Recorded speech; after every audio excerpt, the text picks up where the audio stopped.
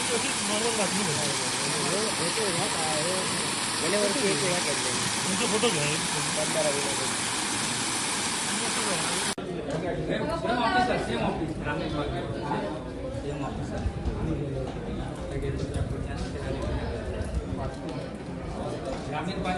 मोठ्या प्रमाणात पाऊस पडतो, परंतु पाणी टंचाईचा प्रश्न काही भागात निर्माण होतो. काय परिस्थिती आहे पाणी टंचाईची?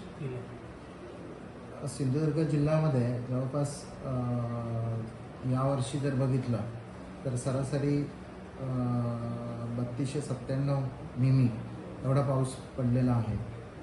आणि आपण GSDA मार्फत म्हणजे दरवर्षीपेक्षा जवळपास 23.50% जास्त पाऊस पडलेला आहे. ह्या GSDA मार्फत याचं ज्या निरीक्षण विहिरी आहेत आपल्या जिल्ह्यामध्ये, तर त्या निरीक्षण बोरवेलमध्ये सर्वेक्षण केलं जातं आणि त्या सर्वेक्षणानुसार एकंदर जर बघितलं तर 0.43 मीटर म्हणजे 43 सेंटीमीटर एवढी पाण्याच्या पातळीमध्ये भूजलामध्ये वाढ झालेली दिसून येते. तर तरीसुद्धा कसं आहे की काही भागामध्ये जर बघितलं तर उंचावरच्या वाड्या आणि वाढतं तापमान याच्यामुळे बऱ्याच ठिकाणी पाण्याचा तुटवडा भासू शकतो.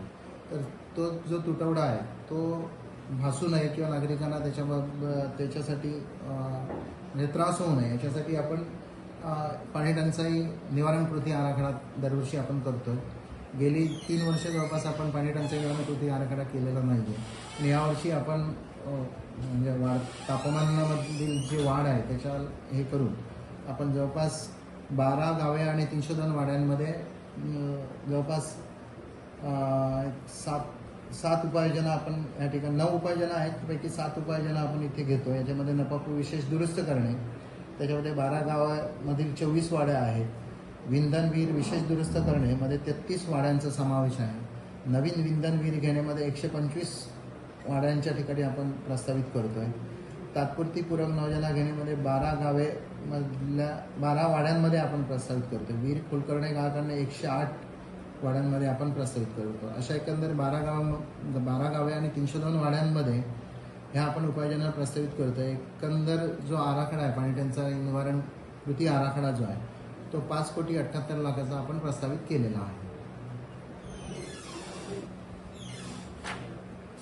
योजना विशेष दुरुस्त करण्यामध्ये मालोण, राठिवडे, देवगड तालुक्यामध्ये वळुंडे, नारिंगरे, त्याच्यानंतर कट्टा, किंजवडे, हरकुळ खुर्द कणकवली तालुक्यामध्ये, कुंभवडे, कळसुली, त्यानंतर कुडामध्ये घोडगे, भडगाव, बुद्रुक, वेंगुर्ला तालुक्यामध्ये